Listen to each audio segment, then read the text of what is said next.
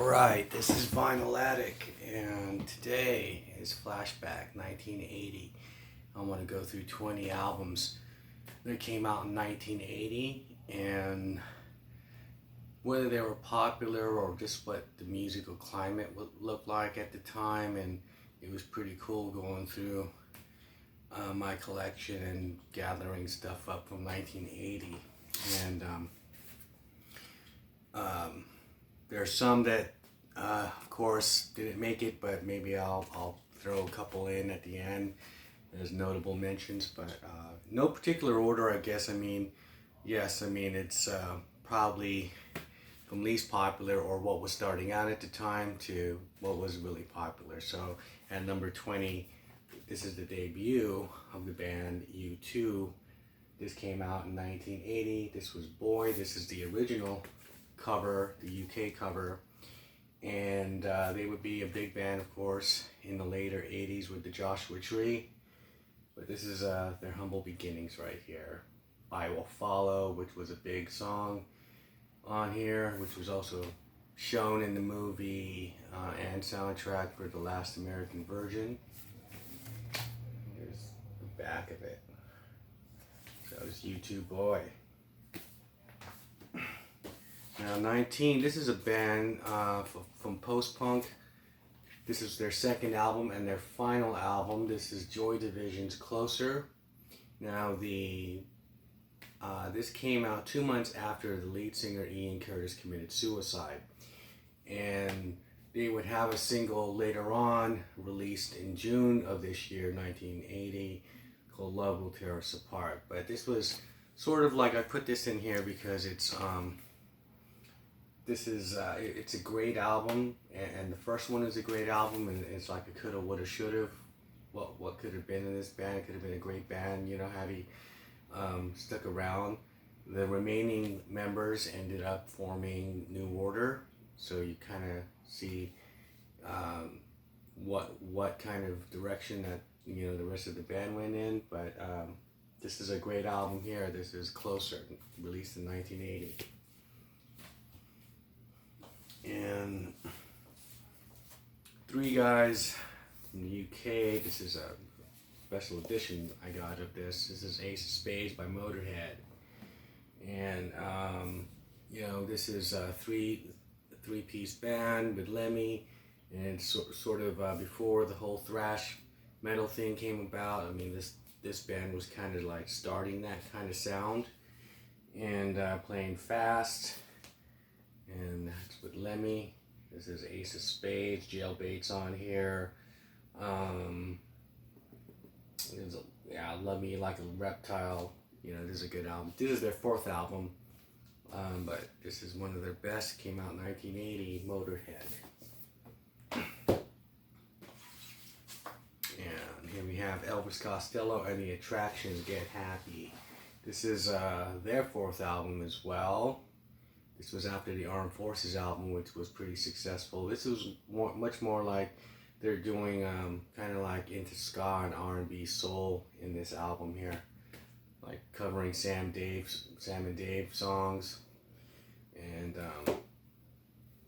this is what was going on in 1980. We had Elvis Costello and the Attractions, Getting Happy. Now, this is Peter Gabriel. Now, I believe this is what they call the Melt cover, the Melt album, because his first albums were all,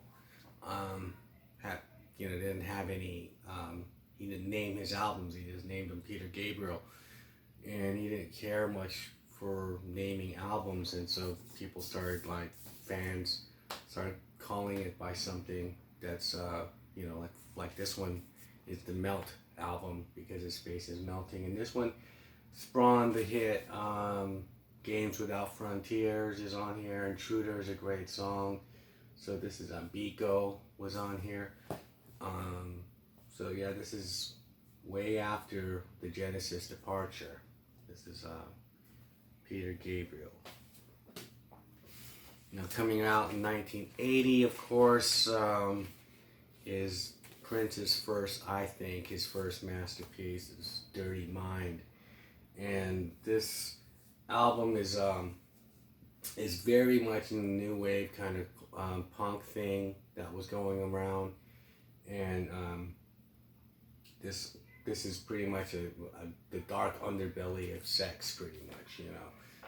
He has songs here like Head, which is of course his ode to oral sex. Sister, it is a little tale about incest that he's sharing.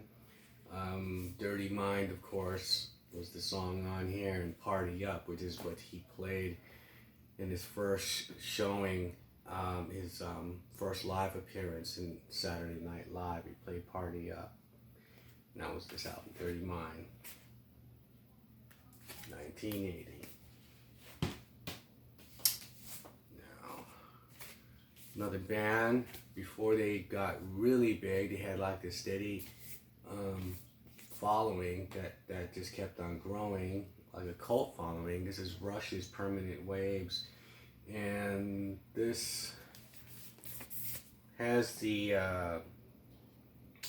hit single on here from Permanent Waves was Spirit of Radio, which is where they started like shortening their songs. They were like in the 70s doing these long mammoth conceptual pieces like Xanadu, 2112, which was one whole side, the Hemispheres album.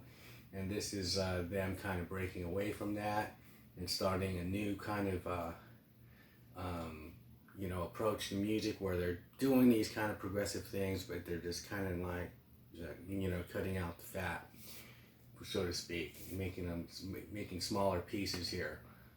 But I believe one song is still pretty lengthy on here, which is Natural Science, but this is a great number. But this is Permanent Waves. And so we have Van Halen's Women and Children First, which was their third album. And third one with David Lee Roth. And the song here, And the Cradle Will Rock, was the one that was played a lot, as well as Everybody Wants Some. That was another song that's pretty famous in this Van Halen album, 1980. And now we got Judas Priests. This is one of their biggest albums up to this point, because they started off in the 70s, early 70s, and this is the one where they were played on MTV, Breaking the Law, of course, and Living After Midnight. Look at how they look back then. British Steel. And now we talked about Peter Gabriel and what was going on with the other guys, and he left. It was Genesis. This is a Duke album.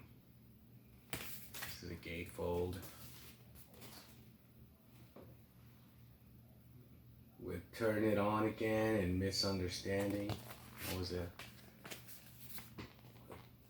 huge success on this album. Phil Collins taking up on the vocals. Now, I believe, let's see.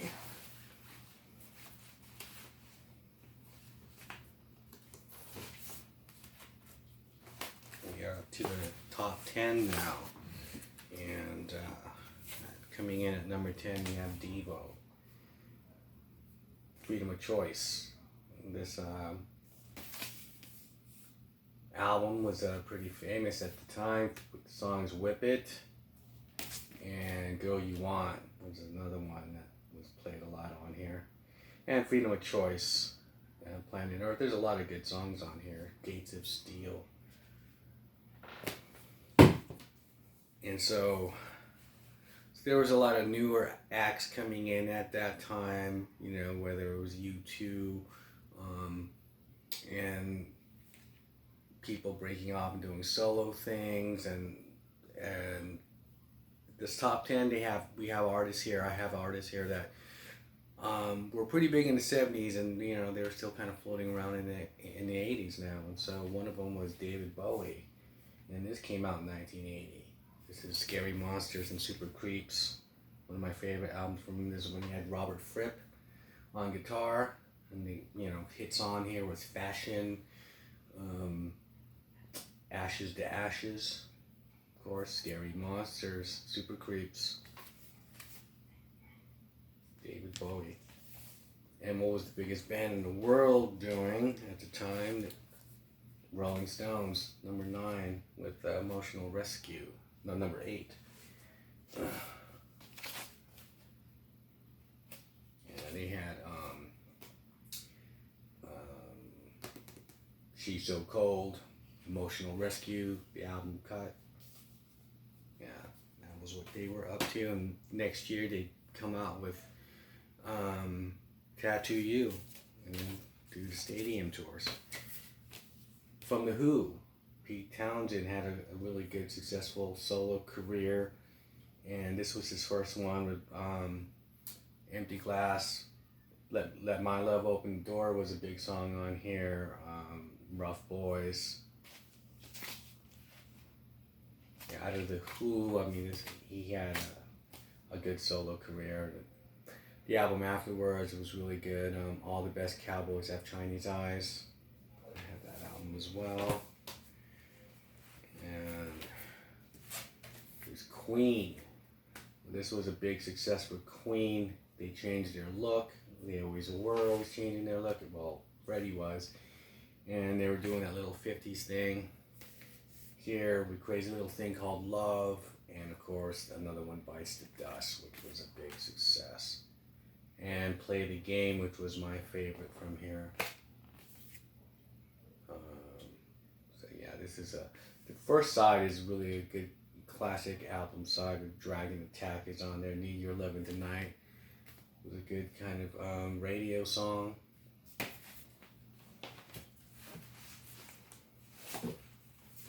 Okay, number 5, The Police, Senyata Mindada. This was had some real good success with this one. Had Don't Stand So Close to Me on here, and the do, the da is all I gotta say to you. That was a real memorable song from here. When the World is Running Round, Down, Make the Best of What's Still Around. I love that song. Shadows in the Rain is great on here. Driven to Tears. Yeah, so this is Senyata Mindada. Here's a guy that I remember when we had this record, you know, when I was a kid. Glass House, Billy Joel. This is the one with It's Still Rock and Roll to Me. Glass Houses.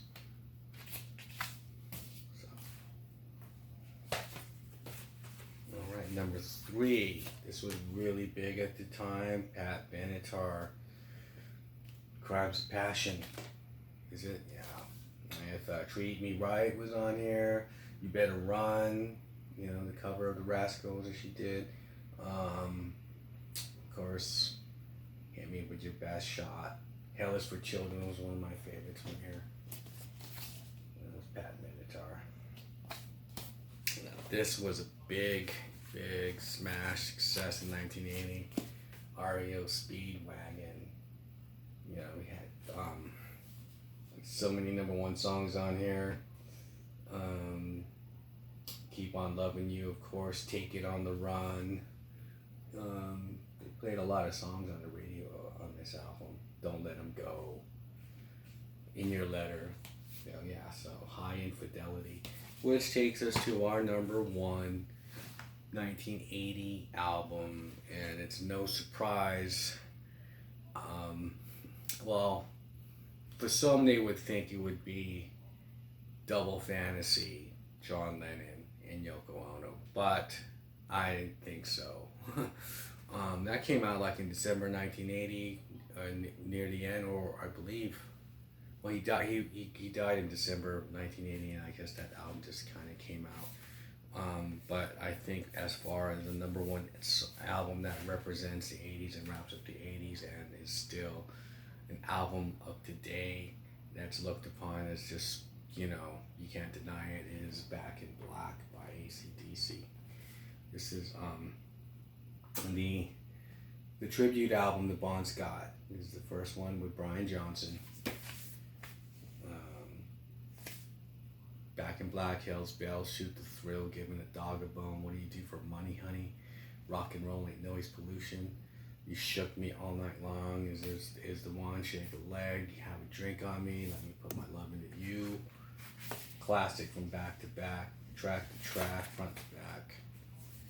And I guess I'll just throw out some notable mentions that were just like what was going on at that time, which is you know, sometimes it's like when I found this out, you know, just looking at it, I'm like, oh god, this came out at the same time, and it's just like there's so much diversity in 1980 of how rock was going, and there's the Dead Kennedys were coming out with Fresh Fruit for Rotting Vegetables. So East Bay Ray and Jello Biafra were doing their thing. Black Sabbath was out with Dio, you know. The band Saxon was out on their third, fourth album, Strong Arm of the Law. Ozzy's solo album came out, you know, with Randy Rhoads, the Wizard of Oz band, and of course Iron Maiden was just new. This is their first debut album, you know. So there's some good debut albums there. You got U2, you got Iron Maiden, and like the new Sabbath, and of course all the other ones I mentioned here. And so, you know, I want to comment on, was there something in 1980 that I, you know, should have put on here? Is there something that, you know, that kind of defined 1980 as far as the music is concerned? You know, so comment below, like, share, and subscribe if you like this content, and I'll see you guys in the next video.